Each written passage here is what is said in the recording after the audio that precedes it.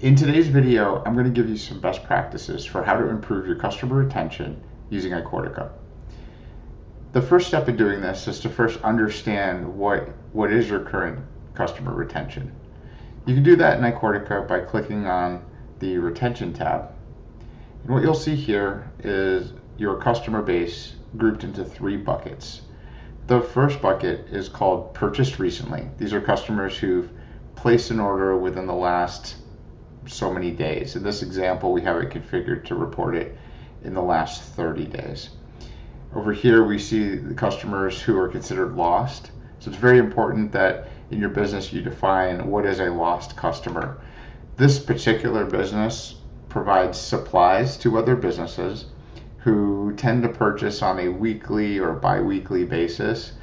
Customers who this business has determined that customers who have not purchased within the last 60 days really considered a lost customer.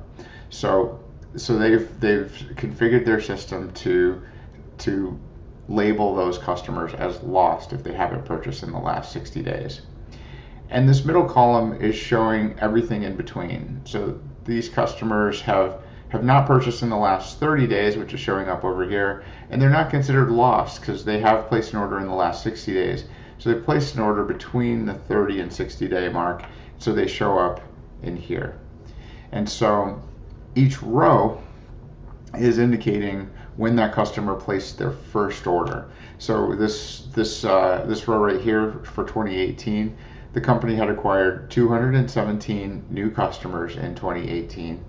114 of them have not placed an order in the last 60 days, which means since they were acquired in 2018, they had been doing some amount of business with the company, but in the last 60 days, they have not placed any orders.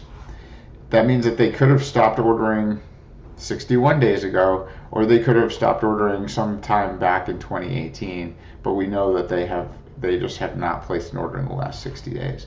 So that's true for each of these rows, and then if you look at the grand total at the bottom, you can see that this company has acquired 392 customers and 45% of them are no longer with the company. So these statistics can give you an idea of how you're trending with your customer base, and you can have, this can be a scary number sometimes. It can be a little bit of a surprise. I've noticed people are quite surprised when they see these numbers here, but the reality is that is how your business is running today.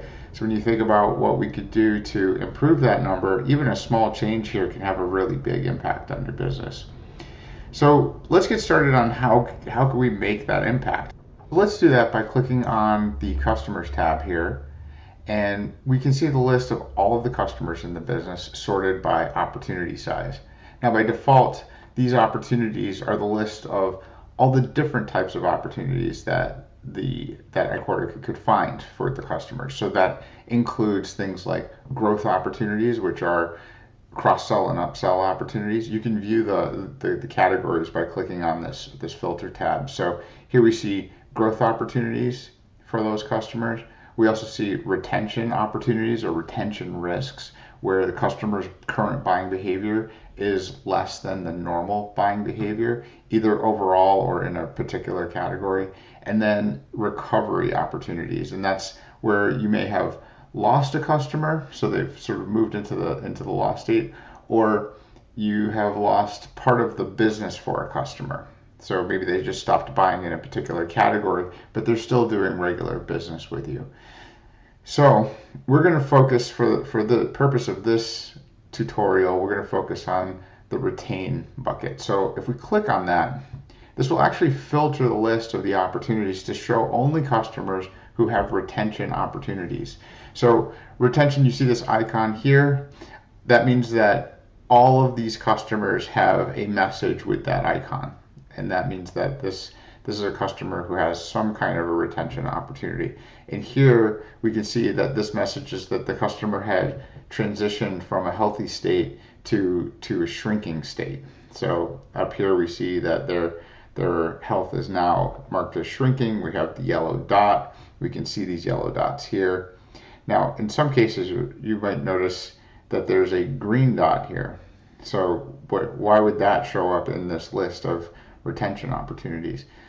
So here we can see this is a retain message, and this is actually an early warning indicator.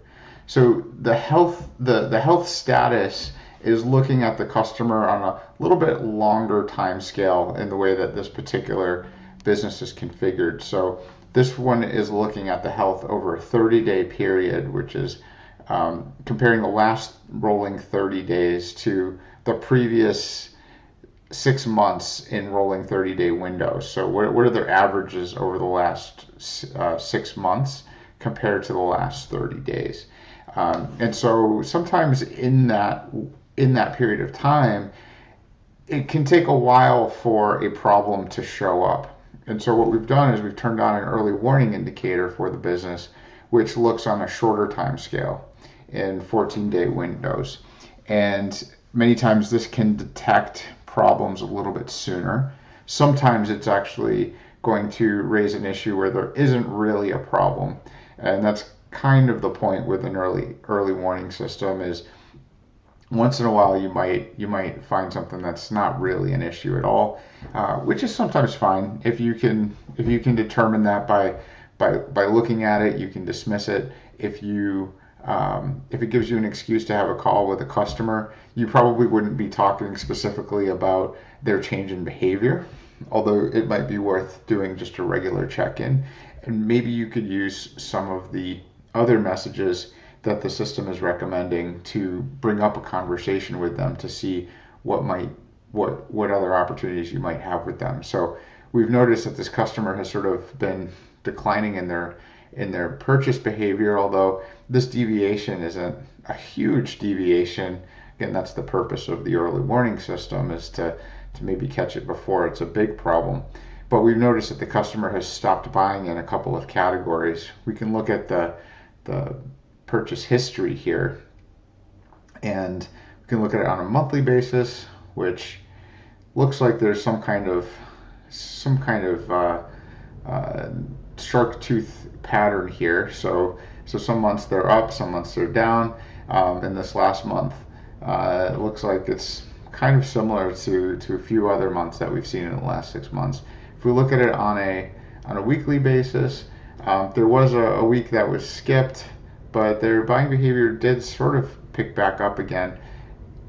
Looking at this, I might do a check-in call with the customer. I'm not too alarmed by this situation, but it is kind of interesting that this customer stopped buying in these other two categories several months ago, and another category as of about a week and a half ago.